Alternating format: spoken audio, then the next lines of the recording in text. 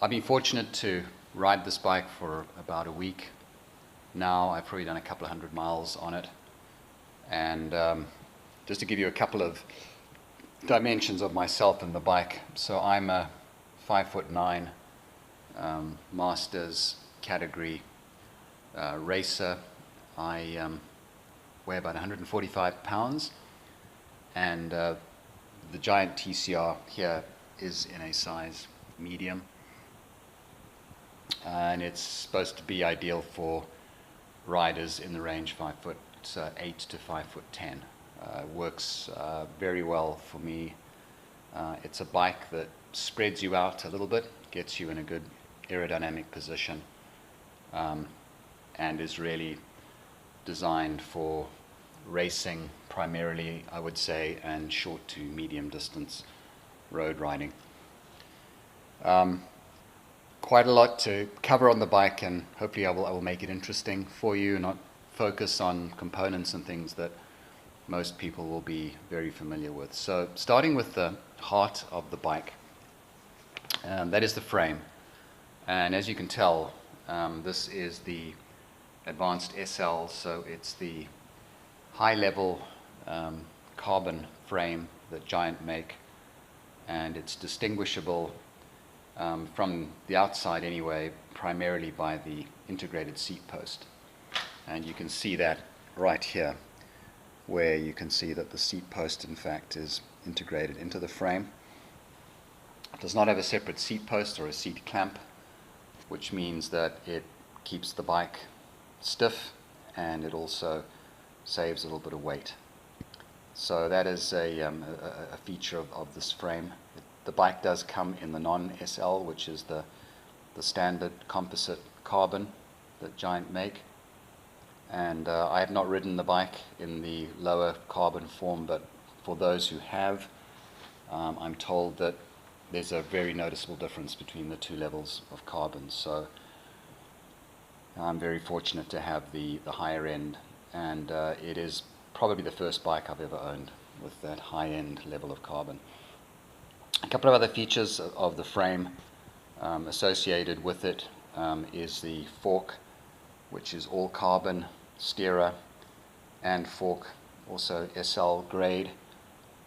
And the frame overall is renowned for being, very light, but not just light, but the light to stiffness ratio is one of the best in the industry. So something that I've really come to appreciate as I've ridden the bike. The last comment I would make about the frame is that you just have to be a little bit careful, because the seat post does in fact have to be cut to suit the height of the rider.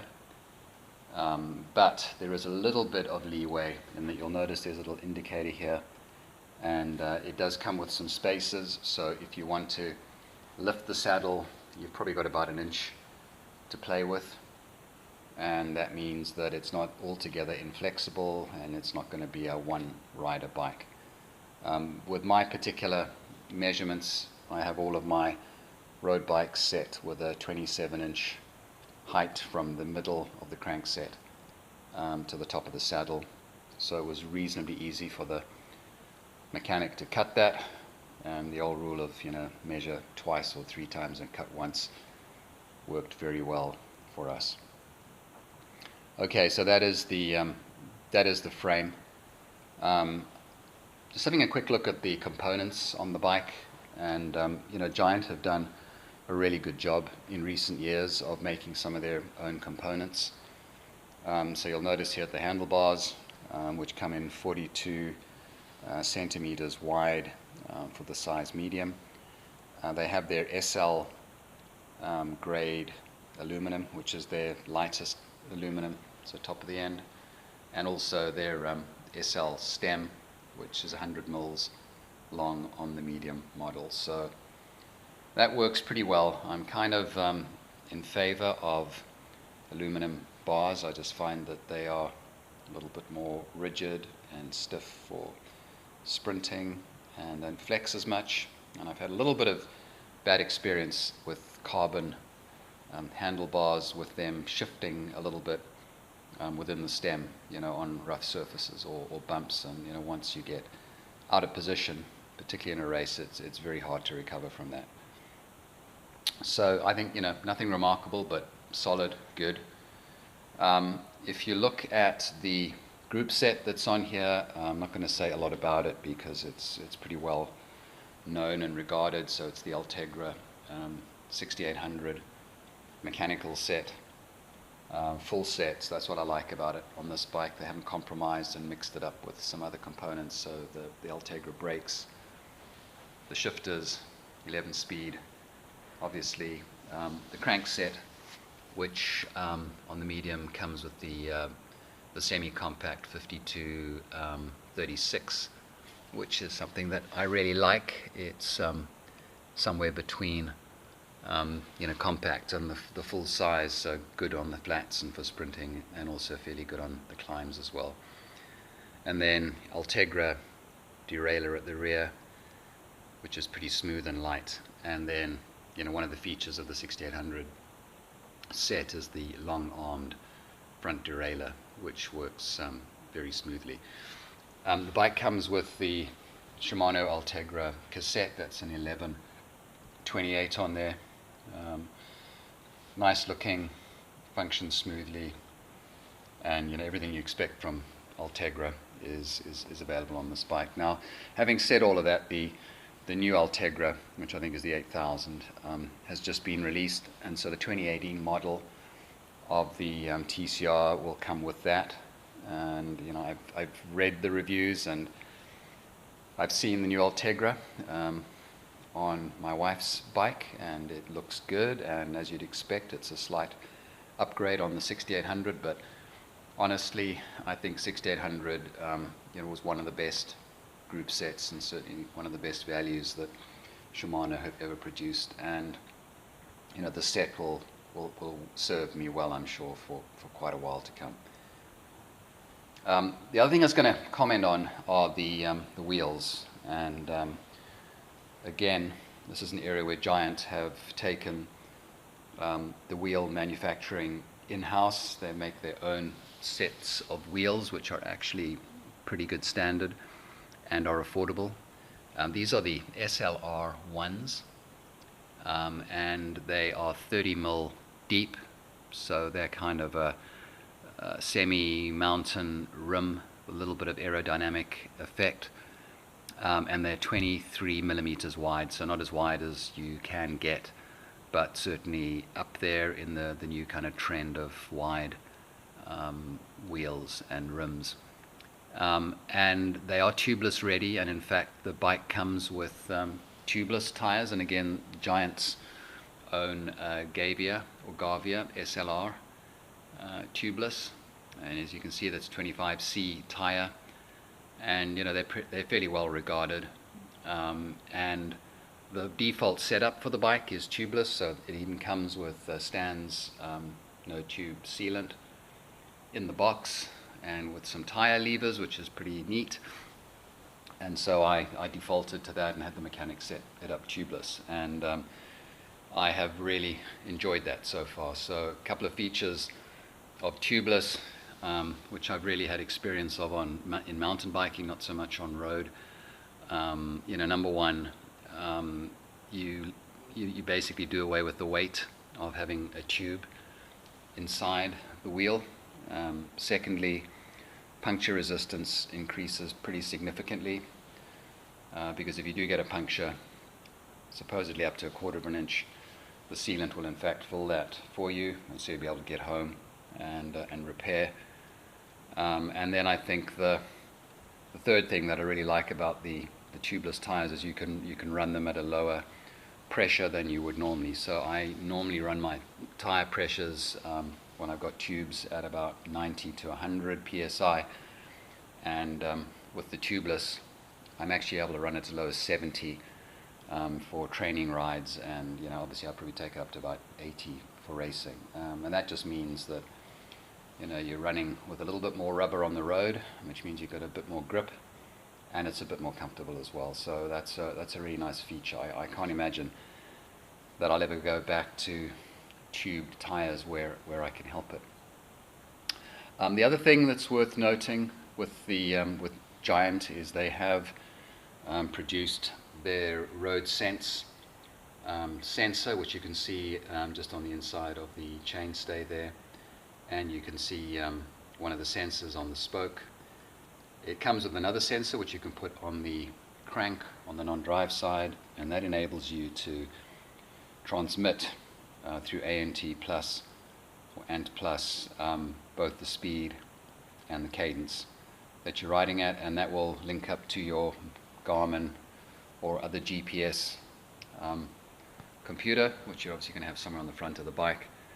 And I don't know that it's a really distinguishing feature, because most GPSs will give you just about all of that, but if ever you wanted to use the bike for indoor training or riding on rollers, and I'm thinking if you want to use it for Zwift, then it's obviously going to be a nice feature to have. The last couple things I'm going to say, just to kind of wrap it up, is first of all, just the color scheme on the bike, and Giant kind of vary the color scheme by model within the range. I really do like the black matte finish on the bike, and then you'll notice that the blue and the yellow highlights are painted over that.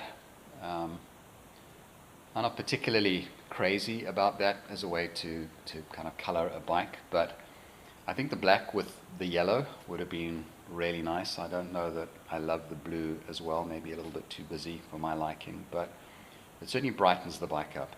And in a world where there are so many black bikes out there, I think it's actually quite nice to have a little bit of color.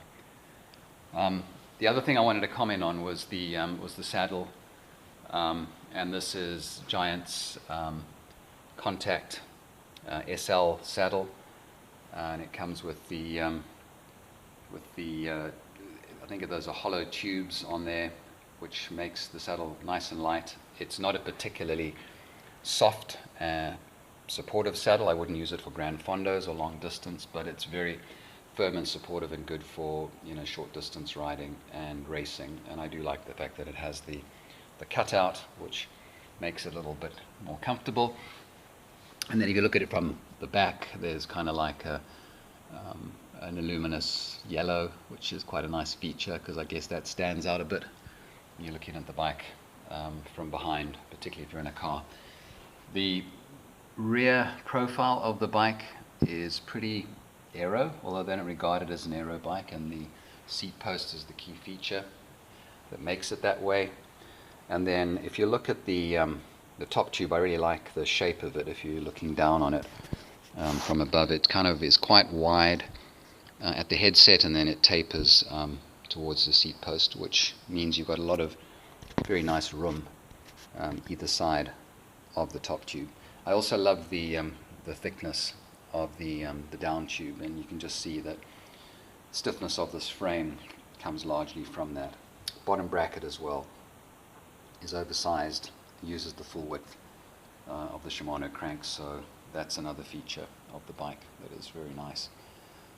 In terms of the ride, I think I've been used to kind of middle of the range carbon and aluminum bikes up until now. I've never really ridden anything quite as light and stiff and pro-like as this bike, and I've really noticed the difference.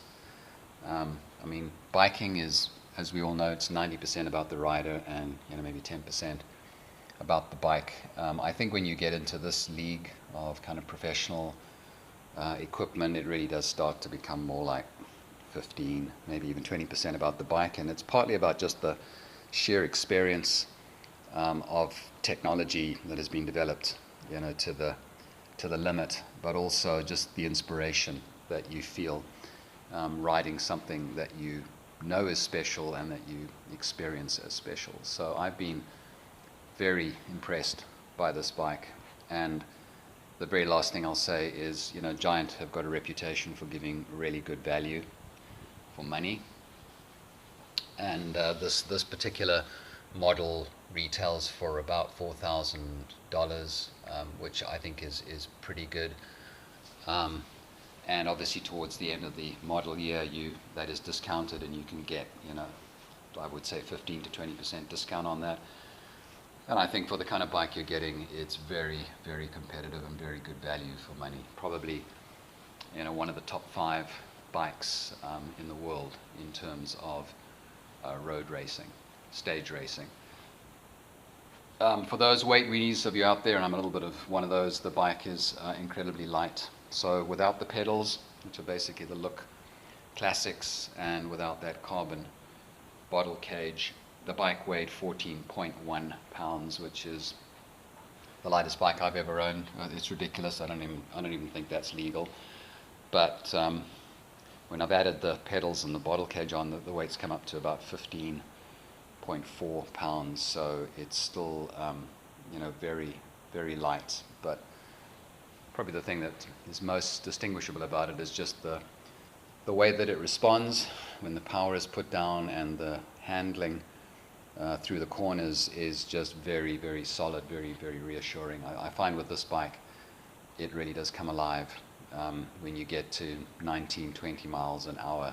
Up until then it feels good, nice, but like many other bikes. But when you put the pace up, the bike responds and it performs, and I really love it. I hope you enjoyed this review. It's my first one. It's probably not perfect, but the enthusiasm is what's driving it, and I'll do some more in the near future. Leave any comments or likes, and thanks for watching. I'll see you again soon.